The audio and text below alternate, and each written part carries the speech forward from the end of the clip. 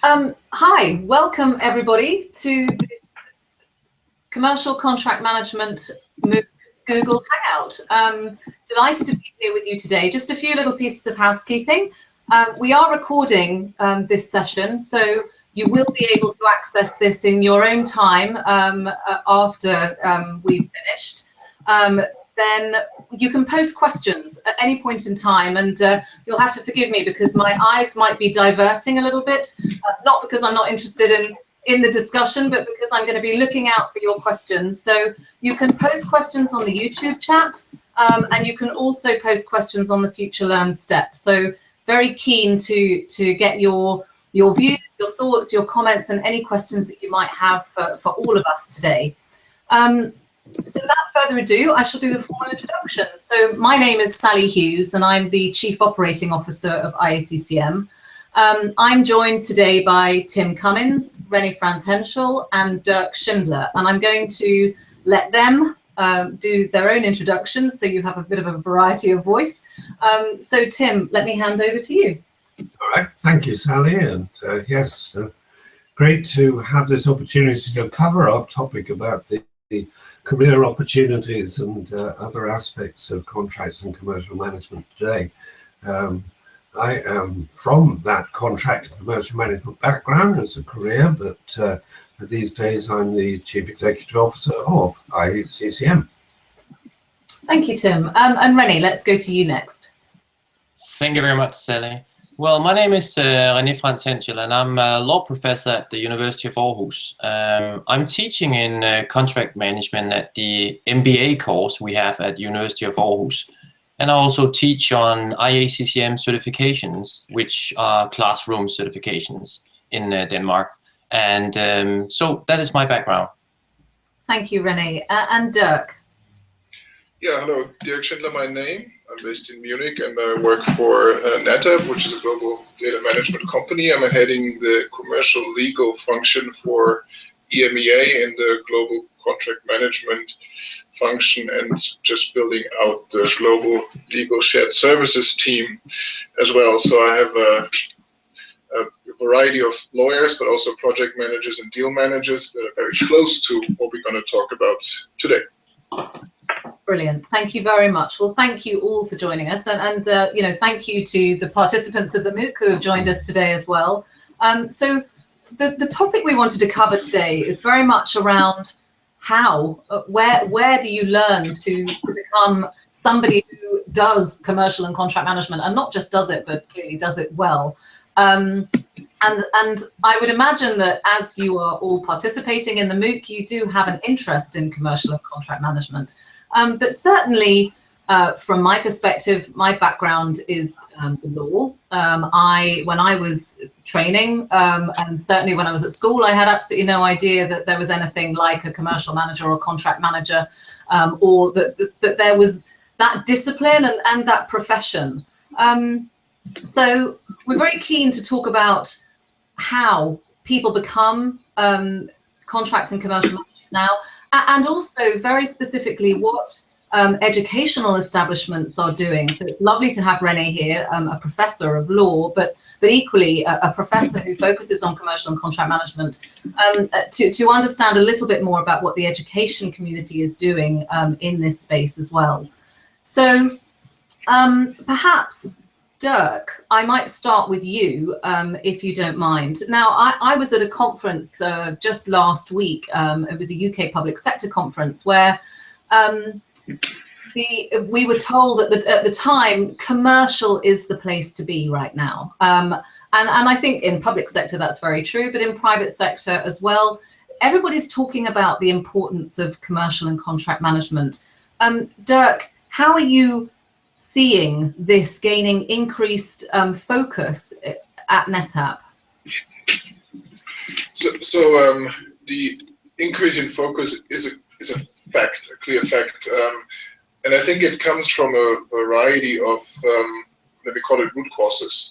So one is business reality, and what I mean by that is that there is a rapidly growing realization in organizations across industries that contracts are to be viewed as a company asset.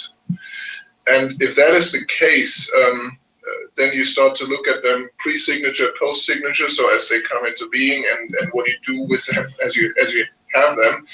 And of course, the next step is then say, like, well, if that is an asset with all the information that's in there and the upside you can generate if you manage them well, if you get to them speedily and manage them well, your next thought is like, well, shouldn't I give more specialist attention to that? And so against that background of what's happening in the business reality, commercial and contract management is clearly the umbrella that you put on that skill set. That's it's kind of the common denominator to describe the function that gets so much more attention in many organizations today. And just quickly adding the other aspect that I mentioned, the management attention. I think there is a realization that there is a demand to put more energy behind enabling what I just described, and it's a mixed bag and very mixed in terms of how far organizations are in doing that, creating that emphasis and the enabling of that function. But at least to answer your question, it's a clear yes that there is an awakening of the importance of commercial and contract management. Yeah, indeed. And René, perhaps I can come to you. I mean, obviously, you're a professor of law, but you have embraced commercial and contract management as a significant component part of the training that you do. Did you do that because you saw this focus and drive from industry for this sort of level and quality of qualification? Yes, actually I did. The interesting development 4 or 5 years ago was that more and more of our students actually were getting jobs as contract and commercial managers. And, I was main responsible for our combined law and economics degree, where the students have 50% law and 50% management, organizational issues, finance, and so on. And increasingly, we saw that they got a job in private as well as public organizations, being contract managers. And furthermore, I was also teaching at the Master in Business Administration, where suddenly the demand were for a elective course in contract and commercial management, because the business administration people would like to have that as a part of their management skills. They were senior managers, but they didn't know really what was the importance of their contracts. They know there was something there, and simply I was asked to develop a contract management course as the demand was growing. Yeah. And to be in that track, I see what I did before getting into this online feature today was that I just looked into how many jobs were actually posted in Denmark on contract and commercial management right now. An interesting point was that there were almost 20 jobs. Denmark is a country of around 5 million people. So 20 jobs right now. That's probably double if you take the shadow numbers. And you can clearly see the combined approach taken here from the corporations. They want somebody who can embrace both the commercial part and the legal part. So there is clearly a growing demand for contract and commercial managers. We see it on the job databases here in Denmark. We see it from the university side. Our students get more and more jobs in that area. So certainly I can see it's developing, and it's developing rather rapidly, to be honest. Yeah, it's refreshing to hear, Tim. I mean, obviously, we would view René as one of the more progressive law professors, and Aarhus University as being very progressive as well. But I mean, you were the creator of the IACCM Commercial and Contract Management certification, so that body of knowledge. There was nothing before IACCM, and you created that program. now you talk often about having wandered the wilderness for many years, and now people are beginning to wake up to the importance, and both Dirk and René have corroborated that point. But do you feel that educational establishments are actually picking up on the need for more structured commercial and contract management training for the future? I think they are. I think rather slowly. One of the challenges with both disciplines, in a way, is that they are in many respects cross-discipline, and so they run into the problem that universities are not perhaps naturally organized in a way that the functional divides between universities makes this a program that calls for cross-disciplinary contribution. And I think universities, like big corporations, certainly don't lack competition between the different groups. So I think it's proven hard to actually get large-scale adoption, but as you know, Sally, we are beginning to see it. And of course, the big driver for universities these days is going to be, at least for many of the universities and business schools, is going to be the perception of market demand. And so we're seeing that taking force, I think, in a couple of ways. One, as the volume of job opportunities that René is talking about begin to expand, that is going to be very, very influential. If it becomes evident, as it did to René, that people are going out and getting these jobs, then of course the university will want to step into that space, and they'll want to be early into that space so that they are the ones attracting the students. I think in the US particularly, we're seeing this being very rapidly adopted by quite a number of the law schools, where the pressure and the question marks over the future of roles in the law is meaning that they certainly anticipate an excess of graduates in many areas or many aspects, and so for them that's becoming more important. I'd just like to make one final comment, and as you know, I've just come back from a trip to Australia, and there not only is it gaining more emphasis in the educational sphere, but actually the comment was being made to me that you know, all of the consultancies are now piling into this space in a big way and representing that they are suddenly experts in contracts and commercial. Now, on one level, of course, you have to smile wryly and say this is a little opportunistic. I'm not sure where they got those capabilities from. But nonetheless, of course, the fact they're doing so is, I think, very clear evidence of what René was saying, that, and indeed Dirk, that this is absolutely an area now of very, very strong executive interest. Yeah. And of course, without that, the consultancies would not be wanting to build their expertise in this area.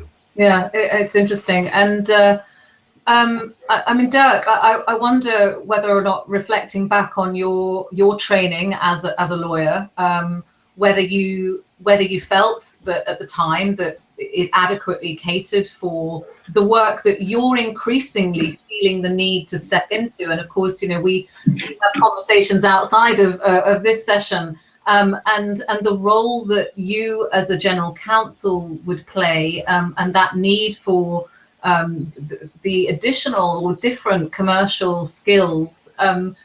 Did you feel that was adequately covered when you were training, and what would you look for in your sort of recruitment drives now?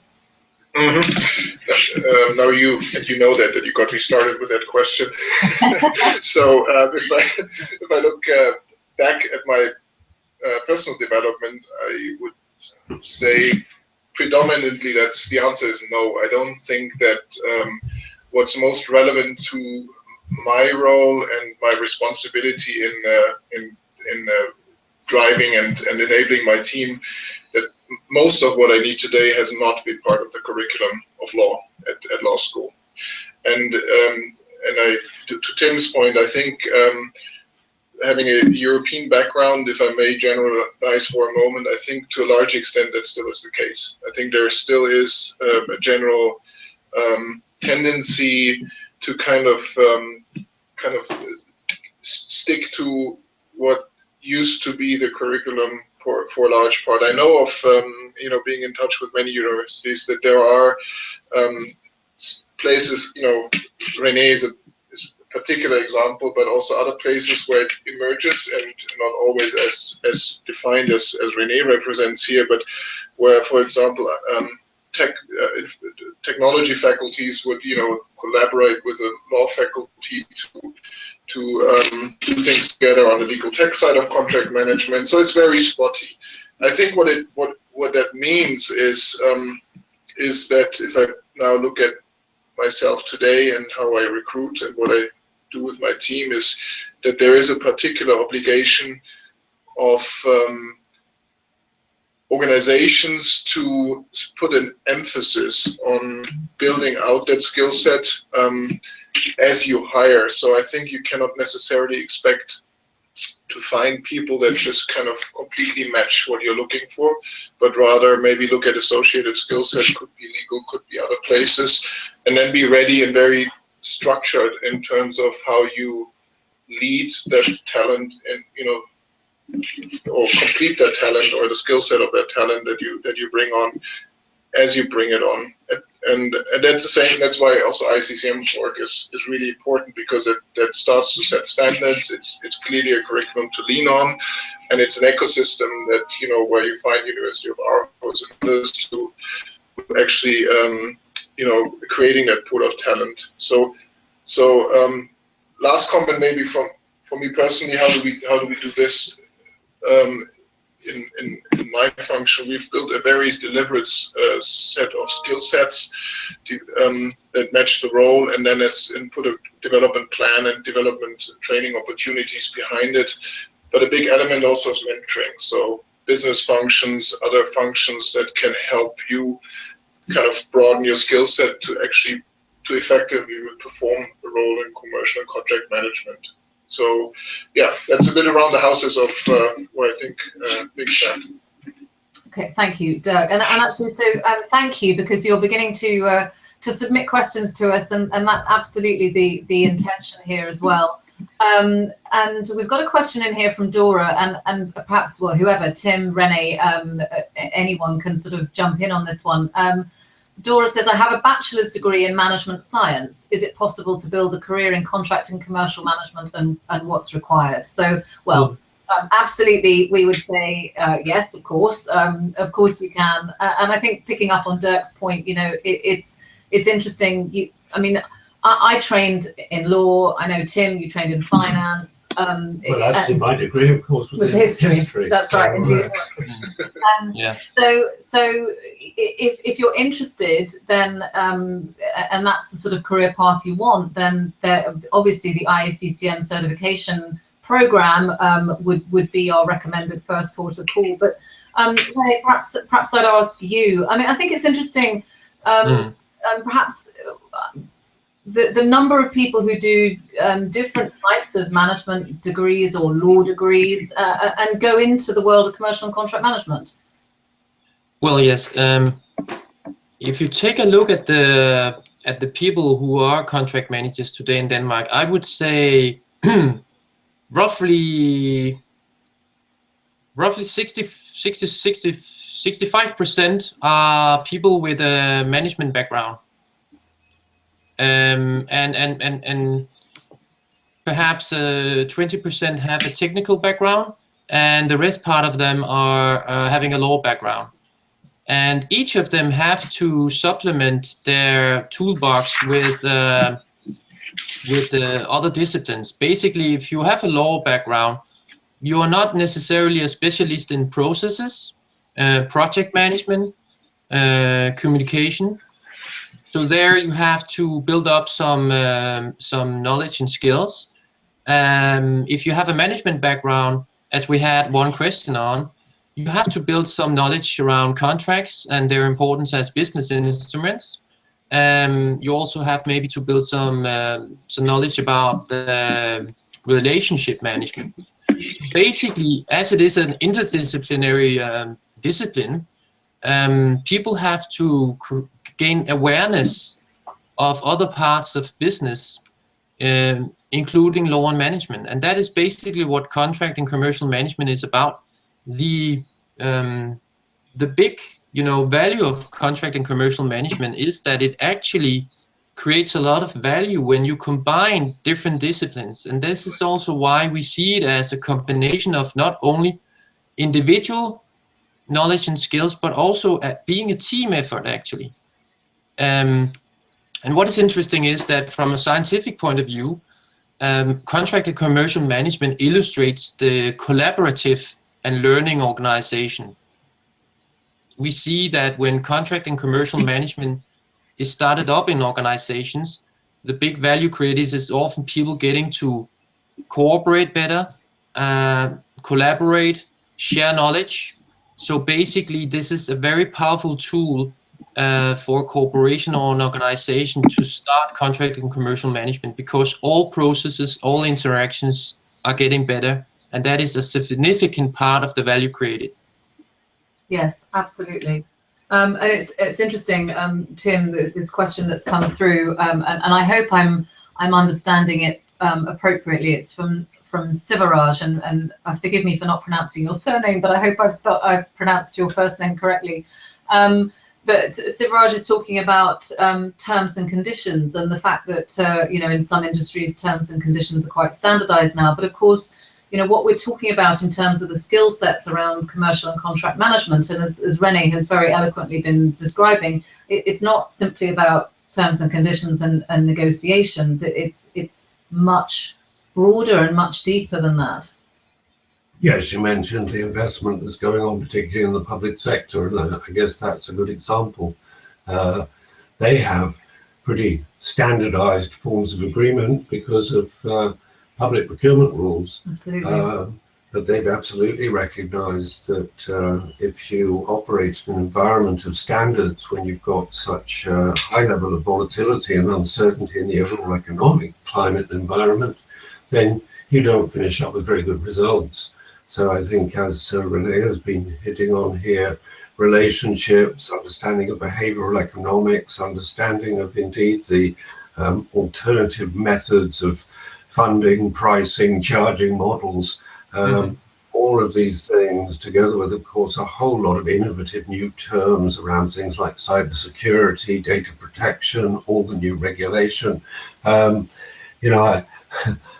I must say, with the massive amounts of work that we do with oil and gas sector, I would have to challenge a little bit just how standardized it is anymore, because we're certainly seeing, in the wake of the sort of crash in the oil price, a lot of our discussions and work at the moment are with oil and gas companies that have recognized the need to change their commercial models, and with that look at fundamental shifts in their contracting policies and practices as well. So it's ironic in a way, because actually oil and gas is our largest single sector membership, nearly 20% of our members from that sector. Yeah.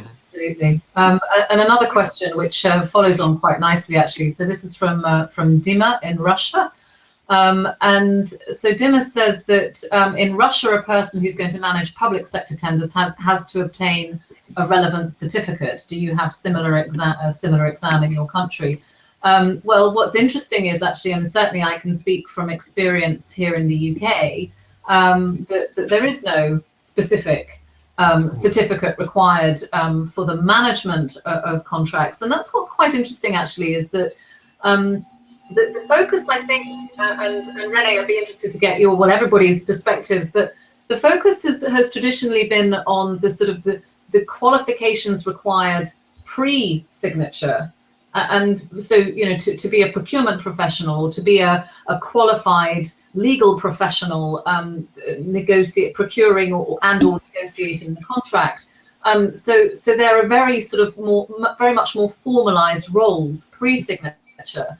But then those who are responsible for the management of the contracts have had very little attention. And to answer your question, Dima, we are seeing now a greater focus, a much greater focus, and again, the UK has had some pretty catastrophic headlines recently, over the last few years, in terms of the poor management of contracts. So that area of focus is very much more important now, and I think we will start to see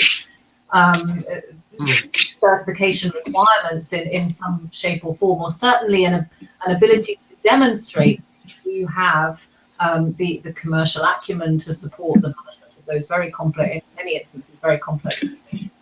Yeah, I agree on that, Sally.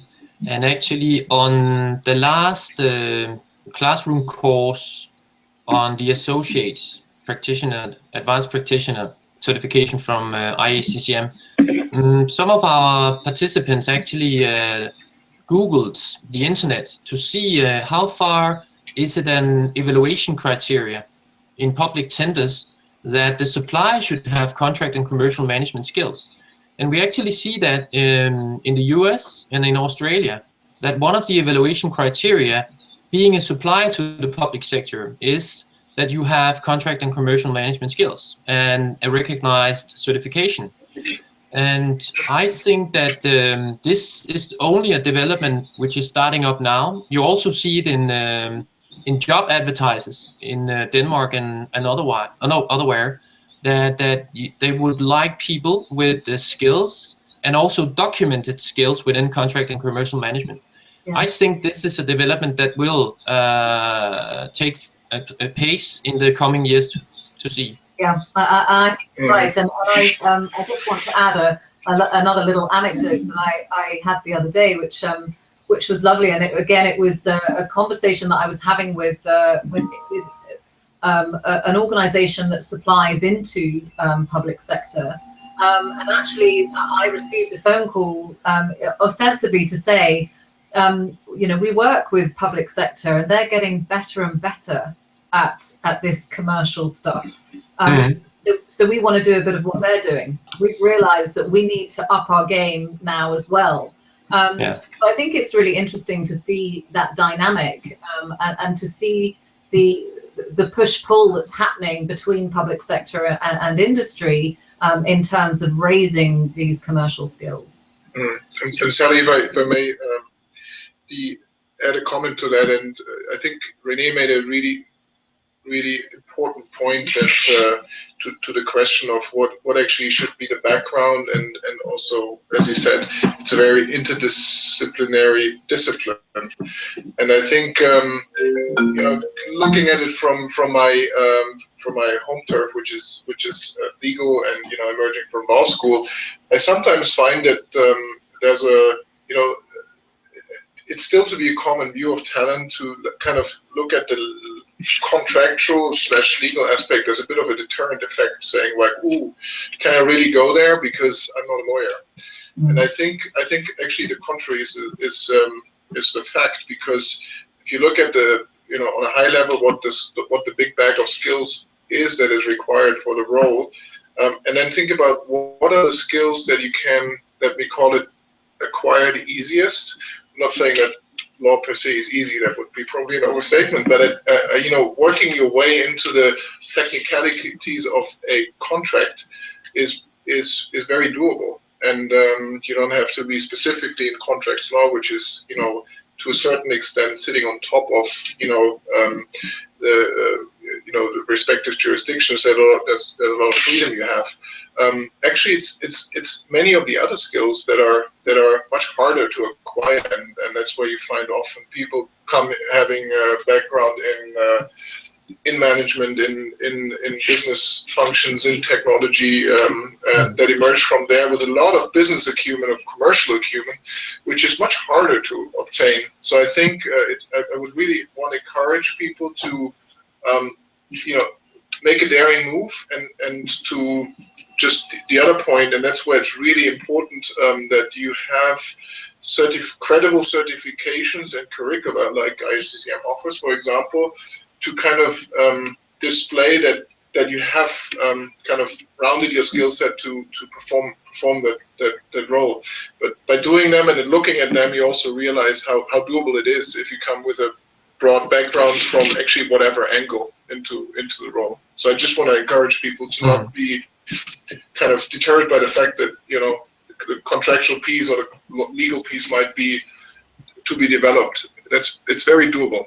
Yeah, I think this is an important point. I certainly in my years at IBM, and but then prior to that in the aerospace and defense industry, and prior to that in automotive, and I did a lot of graduate hiring at various points in my career, and I must say I think it would be true and fair to say that the lawyers, those who had law degrees, probably generally struggled more to adapt to the role than the people who did not.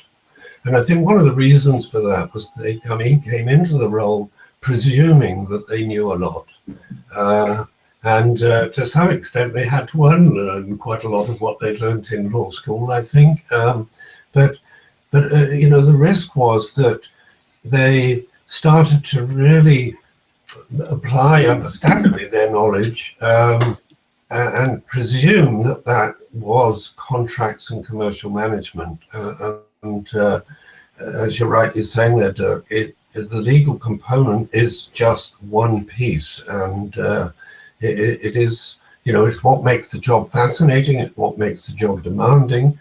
And it ultimately really expands individuals. And if they eventually conclude they want to go off in another direction, it has actually given you an appreciation of so many other parts of the business. And, you know, certainly for many of the graduate hires I brought in, they didn't necessarily continue with a contracts commercial career. Some did, but those who did not, it had given them a tremendous business grounding. René, perhaps I can ask you this question. You know, and this is, and perhaps it's wrong to focus on lawyers and the legal profession. So, you know, sort of perhaps I would talk about professions generally, but, you know, the commercial and contract management has perhaps been seen as the poor relation. And, you know, you do that if you couldn't become a lawyer, or you couldn't become an accountant, or you couldn't. I wonder what you would say in terms of where we are today about that general philosophy. I would say that if you look at the salaries, that certainly is not true.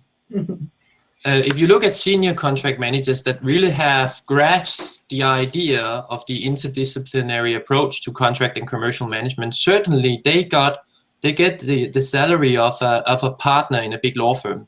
So basically, I think that looking at the value created, I think it can certainly be compared to a lot of law firms who do indeed a lot of valuable services. Well, what is interesting is that we have a recent Supreme Court judge decision here in Denmark. It was a dispute between the defense ministry and an IT supplier, and all went wrong. It was about changing the contract specifications concerning the test of the IT software, yeah.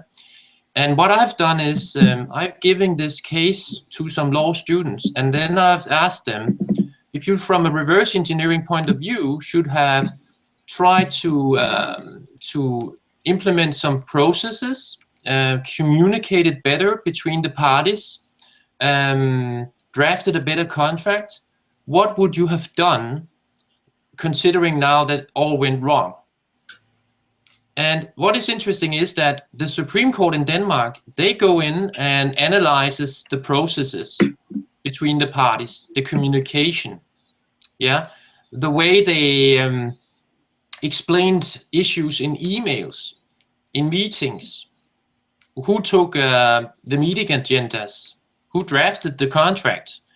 All these issues were considered, and of course it ended with one of the parties had to pay around 15 million pounds in damages. So basically, by using that approach, I can show the law students that actually what you do when you act proactively as a lawyer is also addressing communication, processes, interactions, one point of contact. Okay, we need one point of contact. In this case, project managers started to talk to project managers. That's not a good idea when it's a contract document we discuss. So basically they can see, okay, of course we need to know something about process, about communication.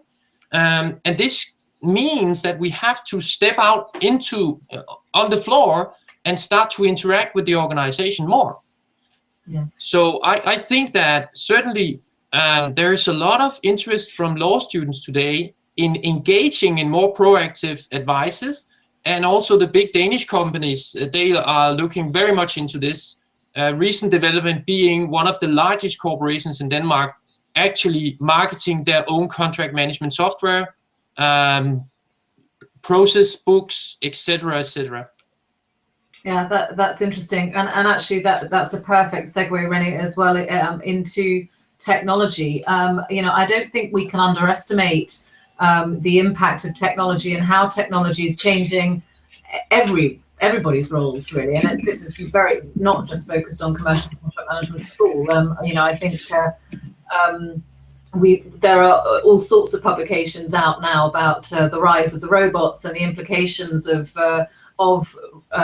artificial intelligence and so on, and technology generally on professions and on people's roles. So, Tim, perhaps I'll come to you and ask you to comment on you know, how you see technology impacting specifically commercial and contract management, and what that means for people who are interested in getting involved in this particular field. Well, and maybe if I may, I'll answer that a little bit in the context of a question that's just come in about what kind of skills do we need to develop to become good contract managers, because I think those two are interconnected. I suppose, Sally, I mean, we've talked a lot with the leaders, the leading thinkers in this world of artificial intelligence and cognitive computing and all these other wonderful developments, and we've been privileged in seeing quite a number of examples of what this means. Yeah. So I suppose at the net, the technology influence is one that means that many of those things that are routine and repetitive will be automated. And there are quite a number of steps, of course, in contract management that are routine and repetitive. Now, some of the work of a contract manager is, of course, created by grace of the lawyers. And that is because, of course, of their habit of writing contracts that nobody can understand. So that is quite a significant historic element of the career opportunity, that you had to actually be able to interpret the contract and try to disseminate it, extract the obligations and make sure that those were being fulfilled, you know, spreading those out around the organization, monitoring performance. That's the type of stuff that's definitely going to go away. I think drafting skills, to be honest, will reduce in significance in a general sense, although they will also increase in a specific sense. And the specific sense is we're going to see the growth of outcome and performance-based contracts, new models, payment by results, and so on. And in that world, clear evaluation and understanding of requirements, the alignment of requirement with capability, and the structuring of scopes of work, statements of work, service level agreements, those types of things I think will remain relatively creative activities.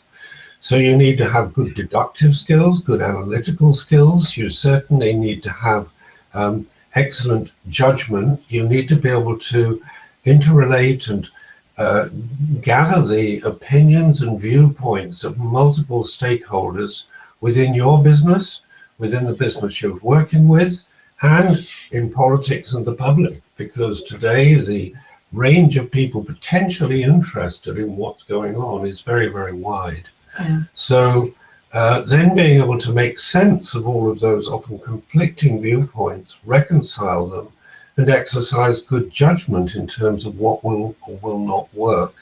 And then, of course, I think critically the economic aspects of this. Financially, does this actually make sense? How do we turn things into an attractive financial proposition? So we'll be working with technology. extracting data from it. And as we know from our certification, one of the most important points is that increasingly contracts and commercial people will be looked at as catalysts of change and innovation.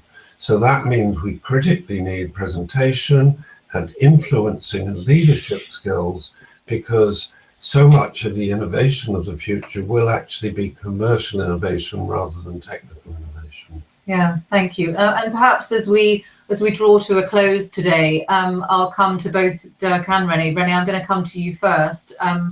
This was a great question and a lovely way to sort of wrap up today, really. Is what kind of skills do we need to develop to become good contract managers and contract and commercial managers? Perhaps René, what would you say in answer to that question? What are the key skills that you think are necessary? One of the key skills is actually to be open and willing to learn from others. It's interpersonal, intercommunicative skills. I mean, we can't know everything. We need information from others. We need to work together with others. So certainly one of the key points in contract and commercial management is really to be keen to learn. And you need to learn about, contract content, contract process, organizational interactions, and basic financial skills as well. So really to be willing to learn, know, ask questions. Why is this so? How do I approach this? How do you approach this? I think is certainly of very great importance. And actually, if you ask, there has been some questionnaires sent out to top C-level. What do you really want people to be able to do in the future? And it's great interpersonal skills. Very important. Yeah. René, thank you very much indeed. And Dirk, finally, let me come to you then. And, particularly I think it's very relevant as far as you're concerned in terms of the role for you and NetApp, the role that legal play in the commercial space. In terms of your recruitment, what skills would you be looking for? Acknowledging that we've all talked about, the need for constant training and additional training on the job, if you like, once somebody's in a role. Let me answer that with the pointer to our vision, which is becoming a competitive differentiator. That's a big piece of the vision that I put up for my team, and if that's what you want to be, and you're in this space of commercial and contracts, you need to be an integrator. You need to be able to bring it all together. You have to see the big picture, starting from the business outcome that both parties want to achieve with a contract, and then be able to integrate all functional views, the functional needs, identify the points that don't match yet, finding ways to bridge those or to come to a common understanding, and in the end document things in a way that can be executed. So I would call it the ability to see the big picture and then integrate the many pieces to something that is workable is a very important skill set, which actually rests on many pillars. But that's what I'm trying to sense from a candidate in an interview. Is that a person that is able and curious enough and to search for that, rather than kind of hold on to traditional roles where kind of the safe place, basically. So the curiosity and the ability to integrate. Mm-hmm. Yeah.